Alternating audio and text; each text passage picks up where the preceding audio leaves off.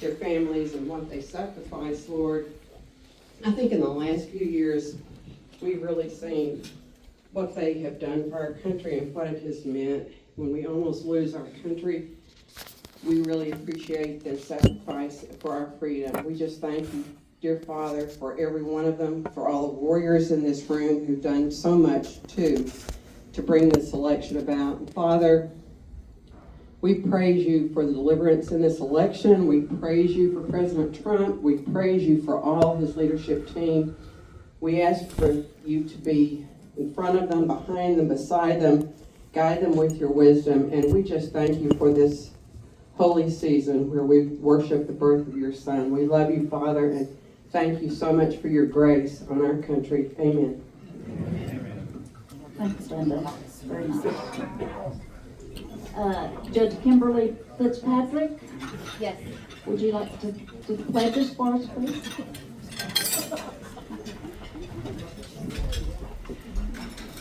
All right, you guys would join me first. Let's do the Texas Pledge, the greatest nation.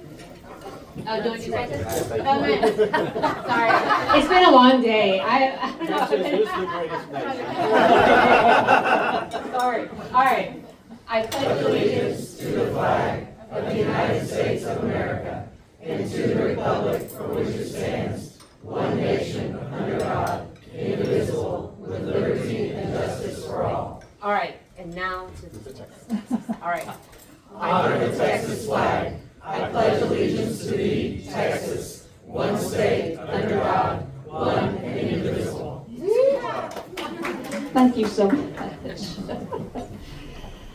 Okay, well, of course, we're at the end of the year, and I want to thank the board members of Metroplex Republican Women. And there are 14 of them, and these women really work hard all year long. And we don't just meet once a month. We are a TFRW club, and so we have lots of functions and events that we do. And a lot of our women are block walkers. We really work hard for the party. So thank you to all the members, and that are our board members, and that is Jana Easton. She's our VP of Programs. Linda Ingram, our VP of Membership. Diana Albrook, our VP of Finance. Joanne Downs, our Secretary. Dottie Ponder, our past President. Pamela Grayson, Treasurer. Annette Thurlow, our campaign events. Shelley Montgomery, our legislative person. Linda Peterson, our Caring for America. Judy Stresnick is our awards chair. Shelley Rayburn is our parliamentarian and chaplain. Sheena Rodriguez is our community engagement person, and Sheila has done a lot with Congress actually this year, bringing notice to the 350,000 immigrants that have come, these children that have been lost that have come across the border. So thank you so much, Sheila, for bringing that out and talking about it. And then Sherilyn Porter. We cannot forget Sherilyn Porter. Sherilyn Porter is one of the people that hold our club together, and she's the one that does our lunches every time that we have a lunch. So she does a lot of work with food and that sort of thing. And want to thank you so much, Sherilyn. And this poinsettia up here is yours when you, let's give a hand for Sherilyn, because she does so much, and she's quiet, and she just kind of hides in the woodwork sometimes. So thank you so very much. At this time, I'd like to have all of our elected officials. If you are an elected or appointed official, please come forward, or if you just think you are somebody, come on up.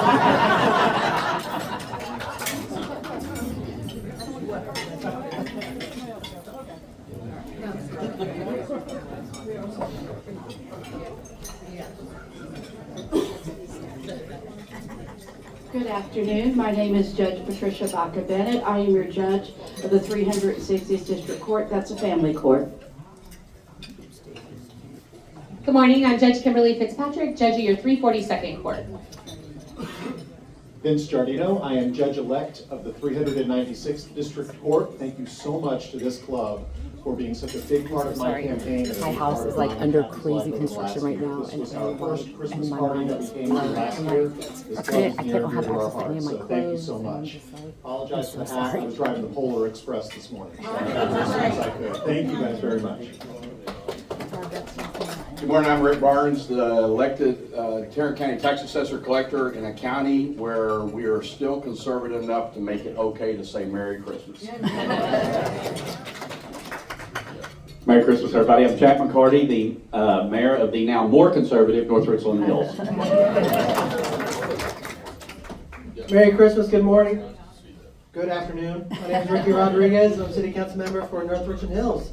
Good seeing you guys, thank you. Hi, I'm Beth Polis. I'm your District Court Judge of the 324th. Hey everyone, Merry Christmas. I'm Chris Ponder, Judge of Probate Court Number 1. I'm Dana Roddick, I'm a judge on the Court of Appeals. I'm Elizabeth Kerr. I go by Lisa, but I serve with Justice Womack, also on the Court of Appeals. Merry Christmas. My name is Melody Wilkinson. I'm judge of the 17th District Court, a civil district court. Hi, everybody. I'm Pat Gallagher, and Carol mentioned the block walkers and the people in this room. I want you to know how much everybody up here appreciates you. You are the backbone of the party and help us do what we do. I give a little speech about the 7th Amendment and citizen participation to all of our juries, and it's just so important what you do, and I want you to know, especially this time of year, how much we appreciate your help. Thank you so much. Howdy, so I'm Brian Bolton. I'm your judge of County Criminal Court Number 9. I want to wish you all a Merry Christmas from myself and from the rest of the judges down at the criminal courthouse. So we thank you for your support. Happy holidays to y'all. Thank you. Merry Christmas to all the precinct chairs. I was a precinct chair. My name is Teresa Ramirez. I've also been a city elections bilingual clerk. And I just want to let you know that I will be your candidate in District 4 in Fort Worth, Texas. And I totally support our president and all the plan that he has for our local safety of all of our residents in Fort Worth, Texas. Merry Christmas to you. Thank you. Hello, my name is Kenneth Newell. I'm judge of the 233rd District Court, one of our family courts here in Tarrant County. Thank you. Hello, I'm Hector Gonzalez. I'm with Tarrant County Latin Republicans. And I just want to say Merry Christmas and happy day.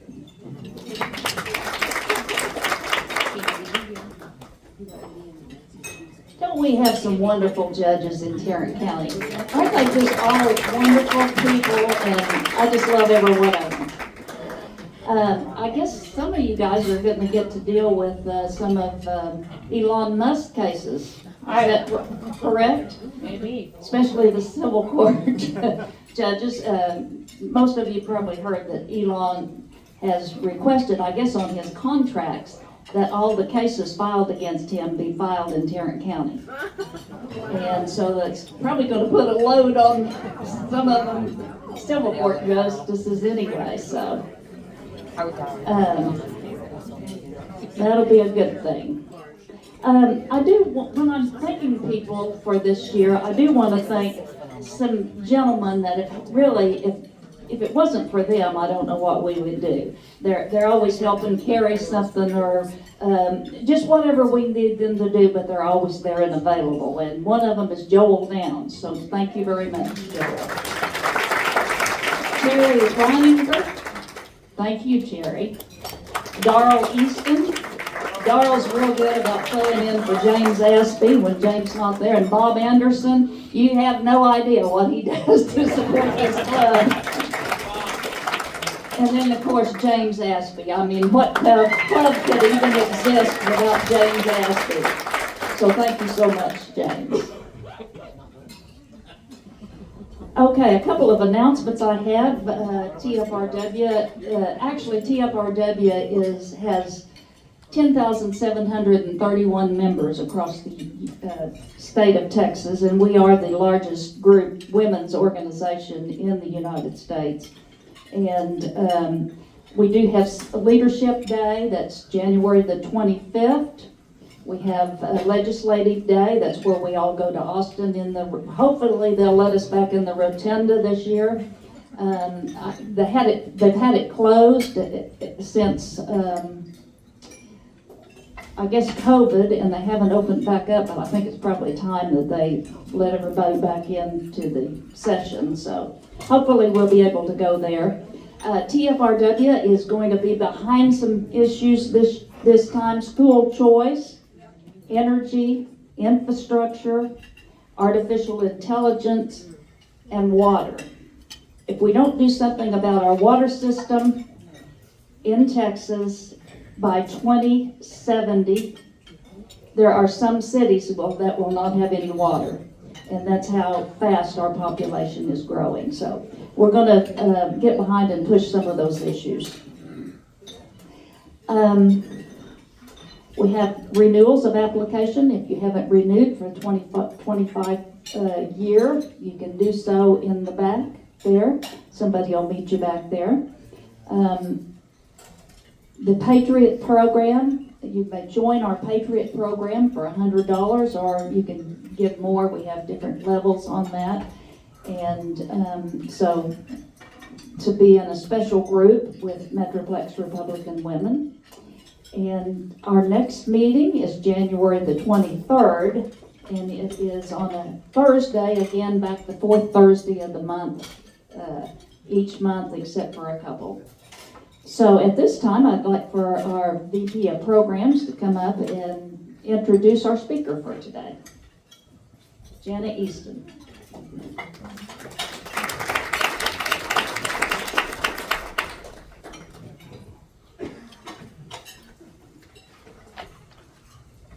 It is my privilege to introduce Alex Torres, the co-founder and president of Owl Graph, a writing, and communication and design firm. Through his work in Owl Graph, the White House, the Capitol Hill, and beyond, Alex has written for some of the most famous leaders in the world, including President Donald Trump, past Speaker of the House Kevin McCarthy, and Vice President-elect J.D. Vance. Through the years, yeah, isn't that awesome? Through the years of public and private sectors, he has written over 125 sets of remarks delivered by the president, drafted and edited and partnered with authors to the New York Times, USA Today, the Wall Street Journal, and Publishers Weekly. He's partnered with writers including the #1 Amazon bestsellers on the subjects of the government, law enforcement, national security, politics, and women's studies, and more. I don't know whether he brought his books for y'all to buy or not, but you can find his book, Persecuted from Within, and How the Saints Endured Crisis in the Church.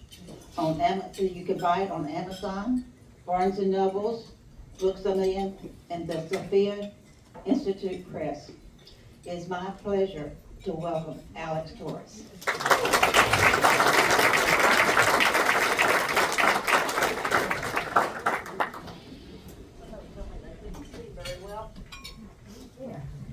Might be for the best.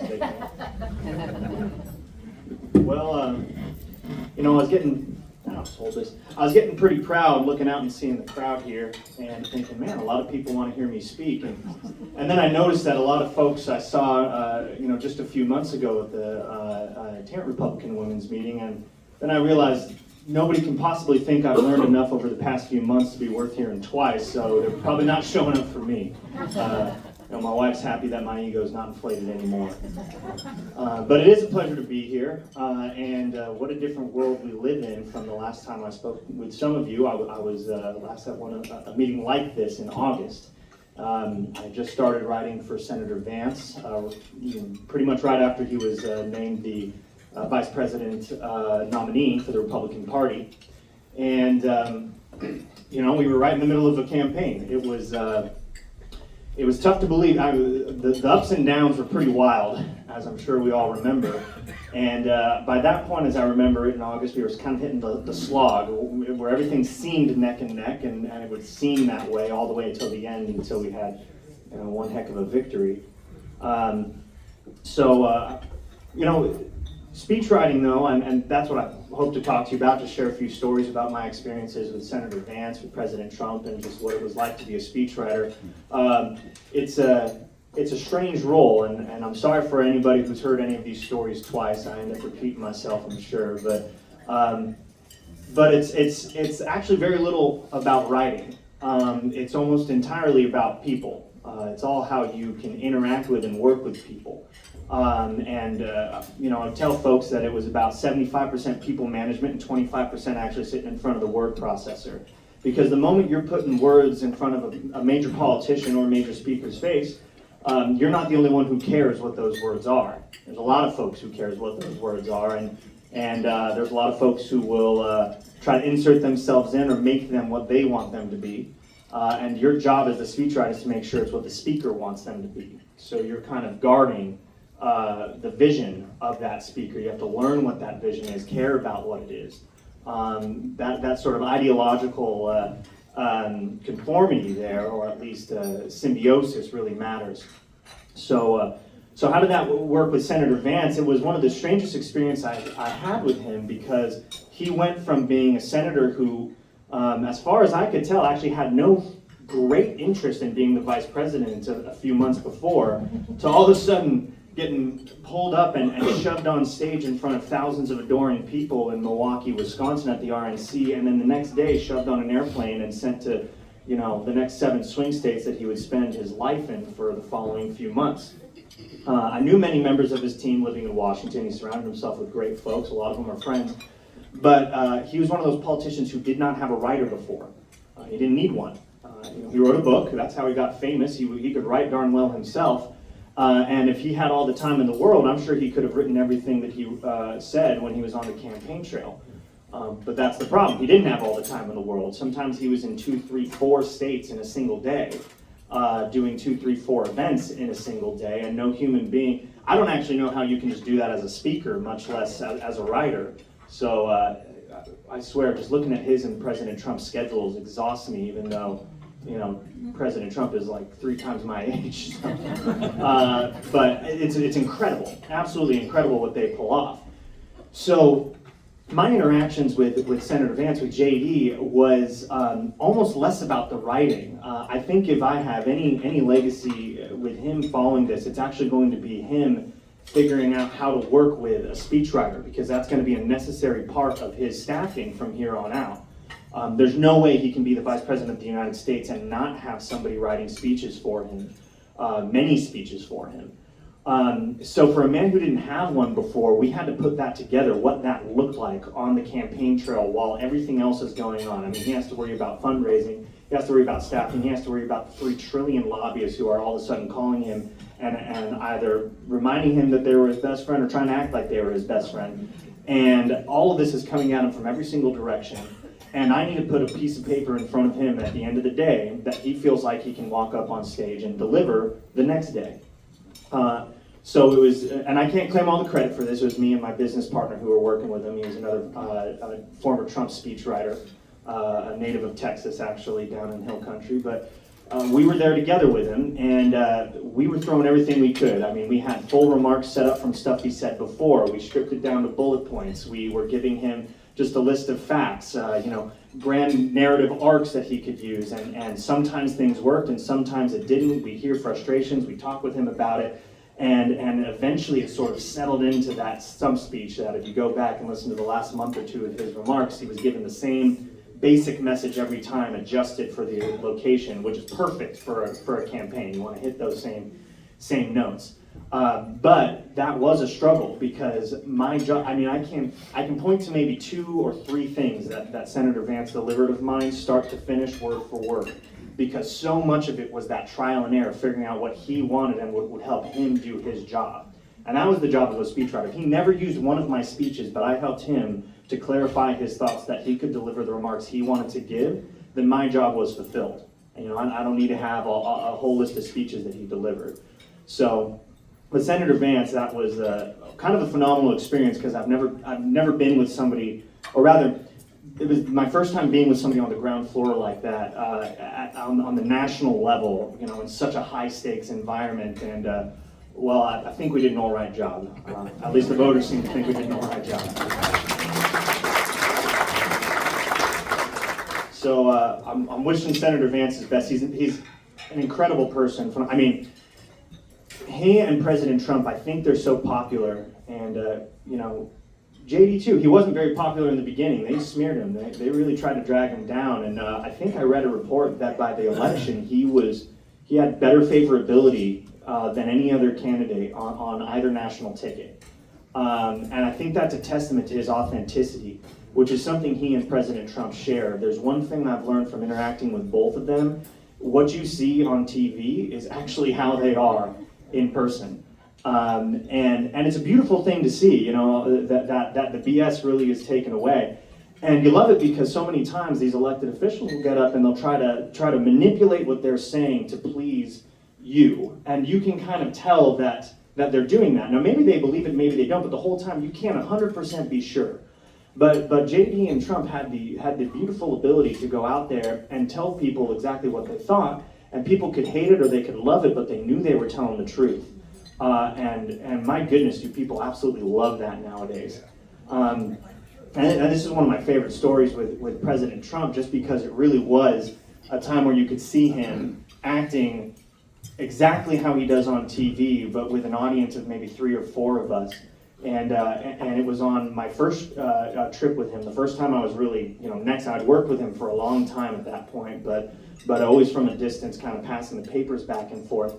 And we showed up at a liquid natural gas export facility in Louisiana. And we were celebrating American infrastructure and the energy boom that was going on under President Trump. And it's South Louisiana, it's blazing hot. I think it was the fall or something like that, so it was still blazing hot. And they just had, it was out in a tent outside in the parking lot so you could look and see the LNG export facility behind them. Now, it was done with the cameras in mind, absolutely beautiful. My goodness, was it. You couldn't cool that thing down. They just had air blowing in. I think actually at that event, kind of like how they did with President Trump in India, they actually hid air conditioning units under the stage to blow on him the whole time, just so that he could survive standing up there for an hour in a full suit.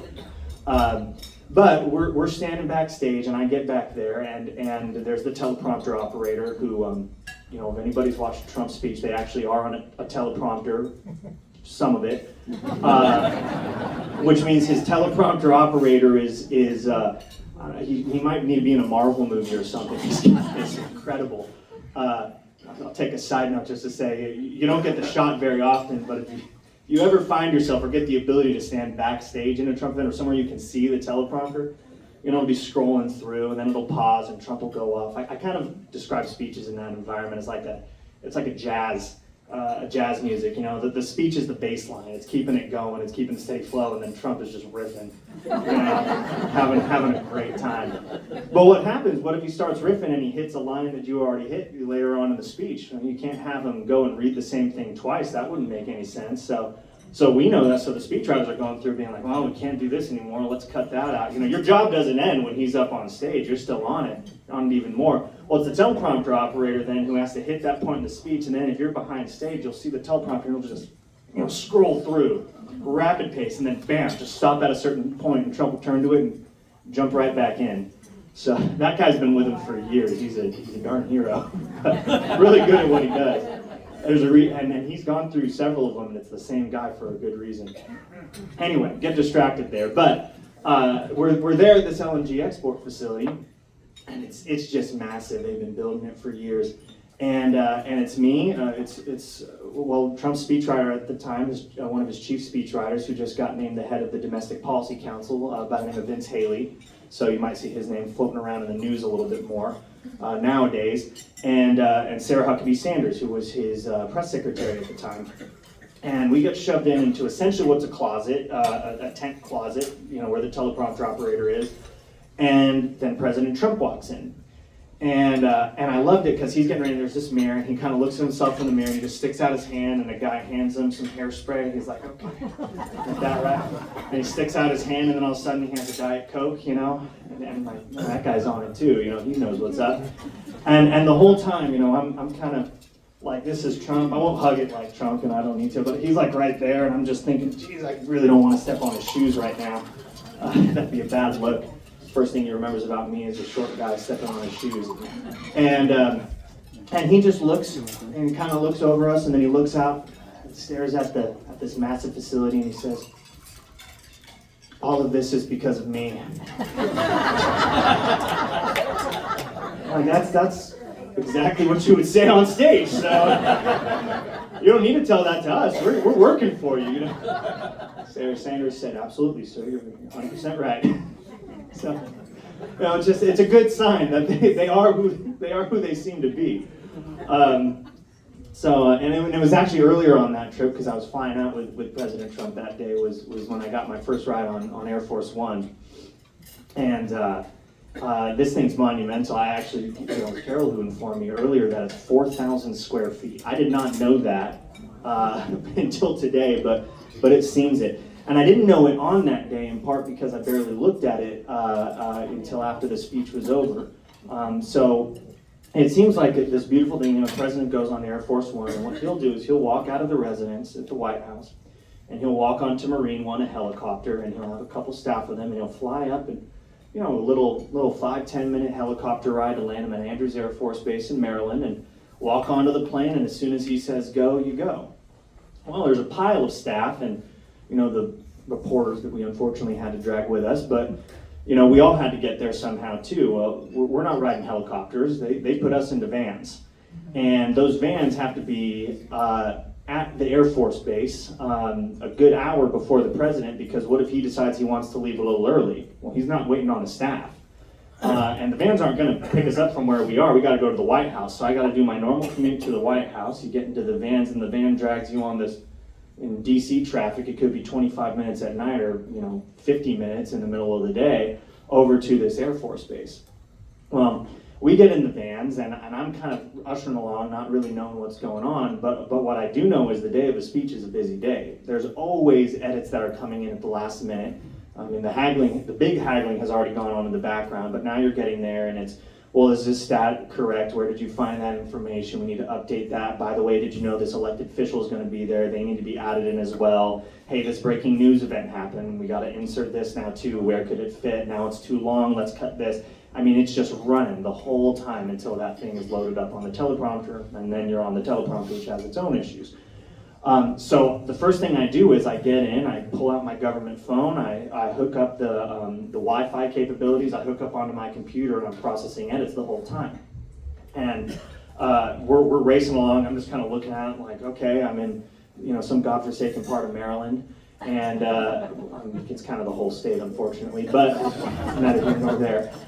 And all of a sudden it stops. And somebody taps me on the shoulder like, hey, we got to get out. And I was like, I need to send this email. So I'm hitting send, and I grab my bag, I have my phone, and I'm going, and I'm just following people. And all of a sudden I'm walking upstairs. I'm like, wait a second. I look, I'm like, oh my gosh, this is Air Force One.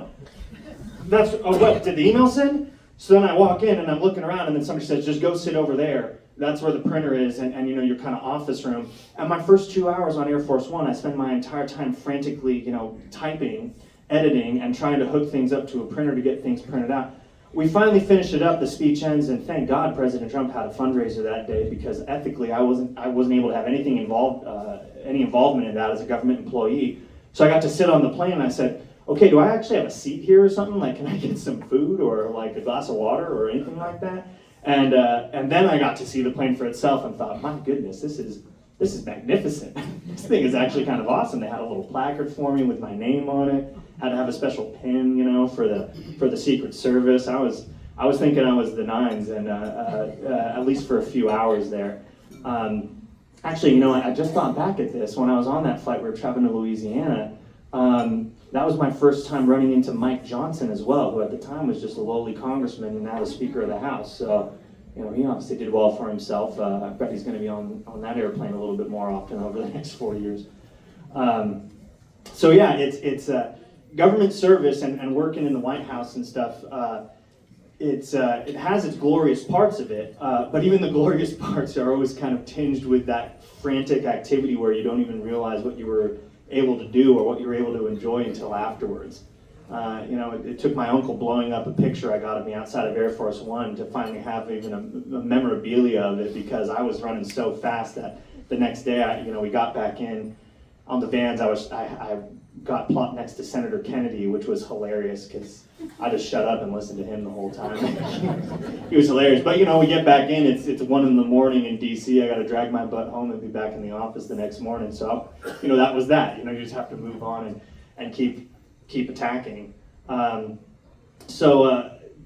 are kind of the glorious parts of it. But you know, some of the other things, I think some of the funniest things that happened, or some of the most interesting things, behind the scene things, were just, you know, in the normal course of doing my job. I mean, the truth is that 90% of my time I'm at my desk making phone calls and managing incoming, and that's just life. You know, every job is just going to be mostly drudgery and then some fun, and hopefully you enjoy the drudgery, so it's a fun job.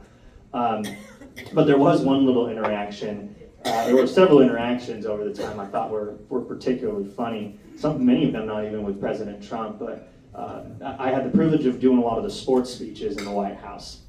And this was the best gig. You know, there's teams that would show up, you know, you'd have to honor whoever won the World Series, whoever won the College Football National Championship, the Armed Services Bowl. You know, you're going to an event where there's teams, and you know, the president will speak for a few minutes. So I got on this gig because it was in the winter time, and I walk into the office with all the speechwriters, and I said, "Oh man, anybody watching the college football playoffs this year?" And they all kind of look at me. One of them says, "Is Notre Dame in it?" And I said, "Nope. You can try again." And they said, "Texas?" I said, "Unfortunately, no, not this year." Nobody could even name who was playing that weekend, and I said, "Okay, obviously, this isn't your guys' this ain't your portfolio, this ain't your bailiwick." So then they turned to me and said, "Hey, do you want to write all the sports speeches for us?" I said, "Absolutely, 100%." Some people would come to my office and find me, you know, with my feet kicked up, watching highlight reels of like baseball or something like that. I'm like, "Don't worry, it's for work. It's really important. I have to know what happened in the 7th." So I show up one day, and I want to say it was Clemson, though my memory gets hazy with these things, and all the football players are there.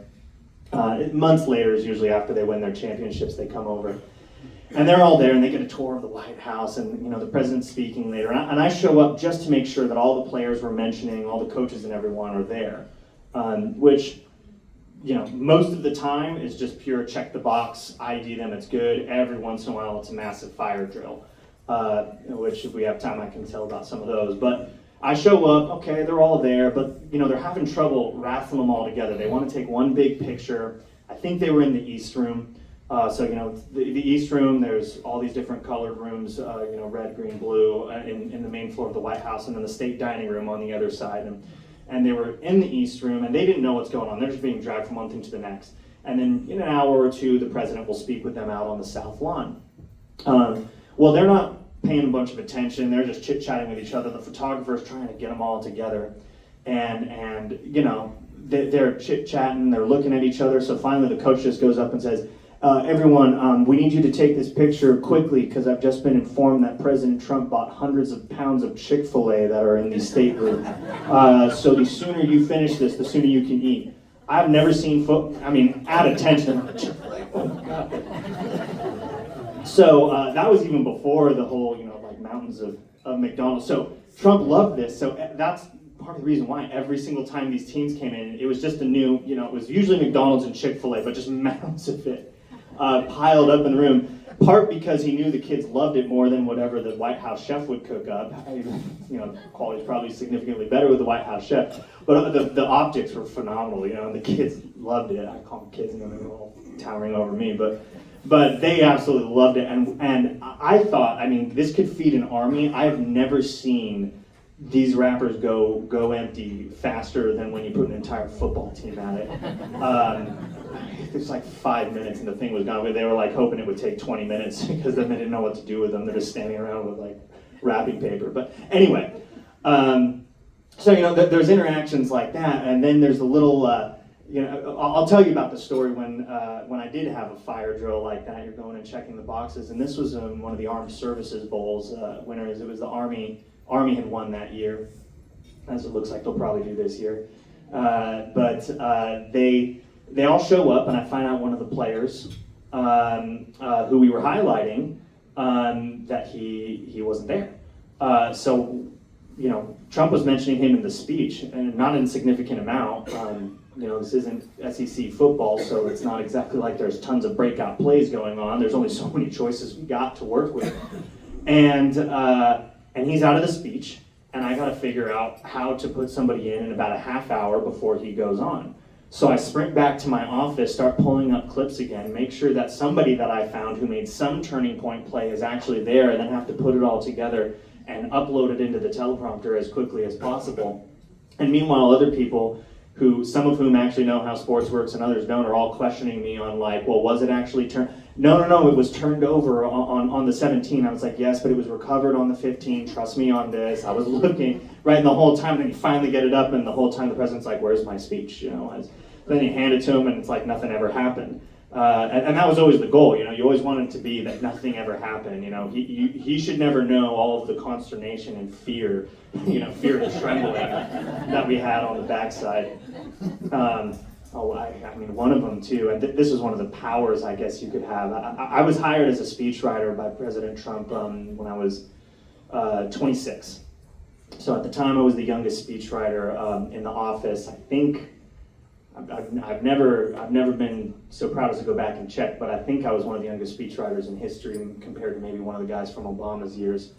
But when you're writing speeches for the president, you have a little sweat. People will answer your phone calls, let me put it that way. So I wrote up a speech. It was on Veterans Affairs, and I thought I was doing great. I talked with a veterans expert in the White House office. We put it all together. I sent it up, and our fact checker comes back to me and says, Alec, what the hell did you do? There's not a single fact in this speech that's correct. Every single stat is wrong. Every single piece of information is incorrect or outdated by years. Now, you can get away with that in some circumstances. You know, oh, I got a stat from a year ago. Not when you're the president of the United States. The people who create the stats work for the president of the United States. We're the ones who break the news on new numbers because the bureaucracy that creates all the numbers is there. So we go and find out that the guy fed me a bunch of information from his old job. He had worked for John McCain before and just was sitting on a bunch of numbers. I'll just give him McCain's numbers, it'll be fine. I was like, I want to work for the late John McCain, but it ain't gonna work for President Trump. So I'm freaking out. I mean, it's 6 or 7 o'clock at this point. The president's giving the speech at 10:30, 11 a.m. the next morning, and every single fact in the speech is wrong. And we have to fix them all. So the only thing I could think to do is just go straight to the source. So I start making phone calls, and I'm like, I need to know, well, maybe I don't need to call the actual secretary, but can you find me the chief of staff for the Department of Veterans Affairs? So they give me the number of the chief of staff for the Department of Veterans Affairs, and I say, hello, sir, this is Alec Torres, a speechwriter for President Trump. I need information on this, and this from all of your departments. And he said, oh, okay, we can do that. When do you need it by? I said, 9 o'clock tonight. I said, are you serious? He's like, everyone's gone home. I'm like, please call all your staff and get it to me by 9 o'clock tonight. And by God, they did it. So, I knew it wasn't for me, but it was kind of nice to get those emails rolling and be like, okay, here we go. We got some movement. And the speech ended up being perfect, And again, the president had no idea anything was wrong or that I was there editing it until 11 or 12 and like tuning up the last details early the next morning. We just kind of got away with it. I know I usually go and just talk people's ear off and end up, story after story comes to mind, but I'll only leave with one more, probably not even the most glorious story, but just a more recent one, which surprised even friends of mine. So I have very few pictures of the various people I've worked with, and I've had the pleasure of working with President Trump and J.D. Vance. I've written for Tulsi Gabbard before, and Kevin McCarthy, Carrie Lake. There's just a list of folks I've had the pleasure of working with over my career, but there is one person who I got a picture right next to, and that was Hulk Hogan. And I actually didn't even work on his speech. I just knew, I was helping out at the RNC writing a bunch of speeches for folks there, and all the folks come in for rehearsal. So if you're standing backstage, it's like a parade of all the most important people in politics just walking through, or people who think they're the most important people in politics walking through. But my friend is working on Hulk Hogan's speech, which, let's be honest, he didn't need a speechwriter. So we just go in and he walks up and we have the remarks for him, and he says, "Okay, so here's what I think I'm going to do. I am just going to go and kind of like do the Hulk thing, you know, maybe just rip off my shirt and, you know, and tell everyone they should vote for President Trump." And we're like, "Bravo, yes, do that." So you're welcome. You're welcome. But I don't know. I don't know if there's time for questions or anything like that. But whether or not there are, I'm happy to stick around and chat with folks for a little while. I hope I gave you a little taste of at least some of the fun parts. I could tell you more stories about sitting in front of a word processor, but for some reason that doesn't strike me as interesting as what I told you. So hope you enjoyed a little bit of that.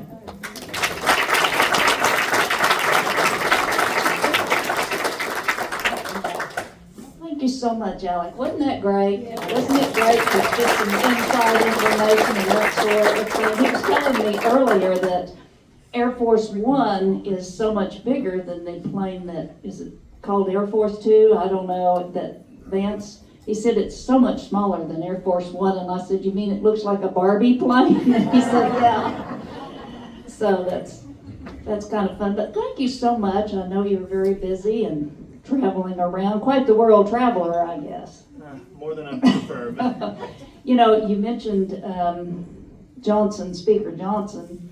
You and he kind of are eye to eye, aren't you? He's about your size. Yeah, exactly. Yeah, that's what I thought. I saw him the other day, and I was thinking that. So, well, I'm so glad that you all came, and Merry Christmas to everybody. Please don't eat too much this holiday season, because you know what? Then you're going to be wanting to diet and exercise and that sort of thing. And remember what I told you a couple of years ago.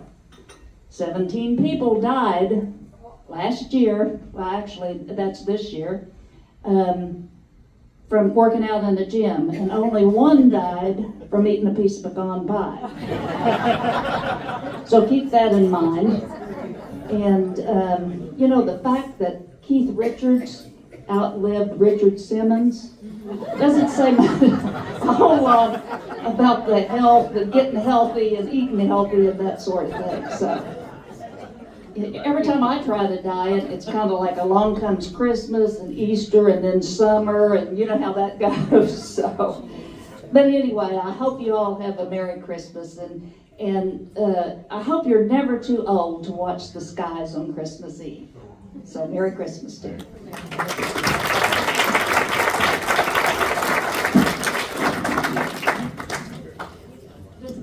Did anyone, I guess I should ask, I just started in. Does anyone have any questions that they'd like to ask Alec? You know, we were talking about Air Force One, and Air Force One is 3 stories. Did you guys know that? Tell it, give us some insight on that. Air Force One. Yeah, well, I did end up getting a little time to actually explore afterwards, like I said, because of the because he was at a fundraiser. So I even got to walk outside and take a picture with a friend of mine and things like that. But yeah, when I was walking up the stairs, one of the few things I realized was that I wasn't actually walking to the level that the president was at. He had another stairwell that was another floor higher than my own. And that below that was another floor, which I think was predominantly cargo, but still had other people in it. And I mean, this whole thing, you know, the floor that I was on was as much as a regular, you know, 737, just there. So the thing was massive. And it was set up in a very sort of delightfully stratified way. You know, the president's floor had more leather chairs and the conference room and all of this stuff. And the staff, we had our bigger chairs and tables, and kind of could have little conferences in a little office. And then the press was in coach. And I don't even know if their seats went back. I really hope they didn't. But it was good.